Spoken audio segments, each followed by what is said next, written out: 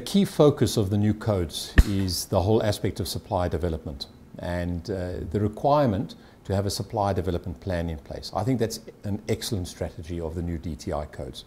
It's in line with procurement best practice. It's not something new to South African scenario because world-class organizations around the world have formal supply development programs in place.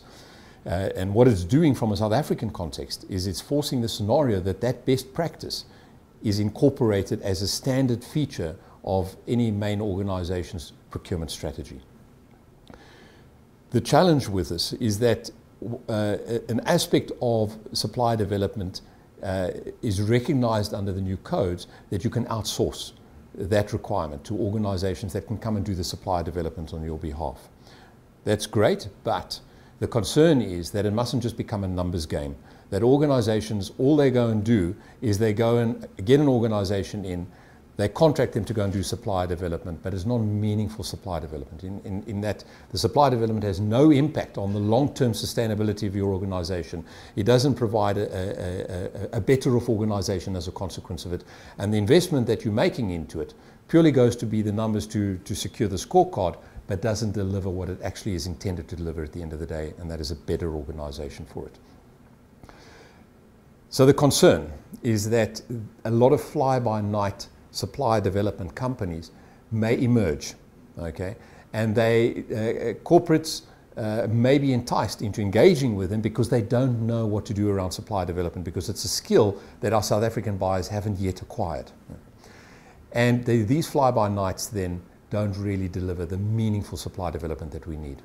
So one of the recommendations is that, again, coming back to this enabling environment, how can we link the supply development organizations that will arise, that are currently out there, and the new ones that may emerge? How do we link them to some kind of qualifications assessment? So something like the South African Qualifications Forum, that maybe an assessment has to be done so that they get verified, that the procurement professional will know I'm dealing with a company that is capable and is competent to deliver supply development programs.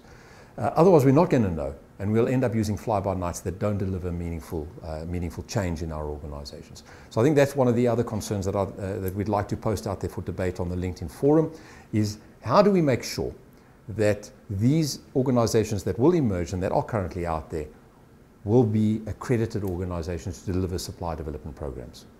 And this area is perhaps an area where SIPS can play a role as well, is in the recommendation of organizations that meet minimum criteria to deliver the training that is going to make meaningful change within the organization. And I think as CPOs, we need to stand together on the specific aspect, and we need to share information around the organizations that are delivering successful supply development. And through that, perhaps even through our body of CPOs, create an informal group of organizations that will help drive meaningful change. The proposed new codes are also calling for some specific comment on the treatment of a black qualifying small enterprise. And now, what is classified as a black qualifying small enterprise would be an organization that is as a level of black ownership and turns between 10 and 50 million rand a year.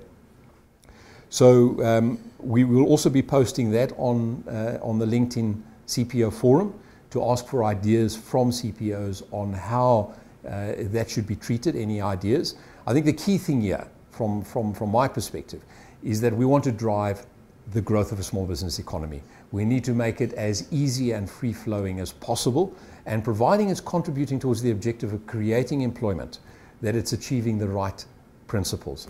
So whatever mechanism is found to address the measurement of QSEs, that it needs to reward the primary principle, and that is employment growth.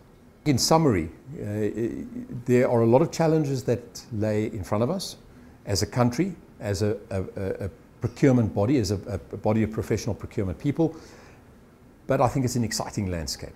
I think that we are at a place in our history as a country, number one, where the procurement professionals can make a meaningful contribution towards that, but they need to understand their responsibility. So our skills and training programs needs to align itself with teaching the buyer these aspects of supplier development, creating that element of responsibility that is not just about your area of responsibility around procurement, but it's also about what I can do for my country.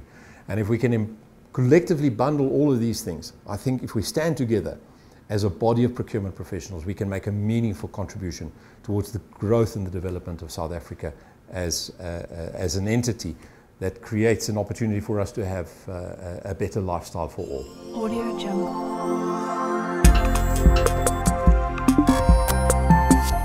Audio Jungle.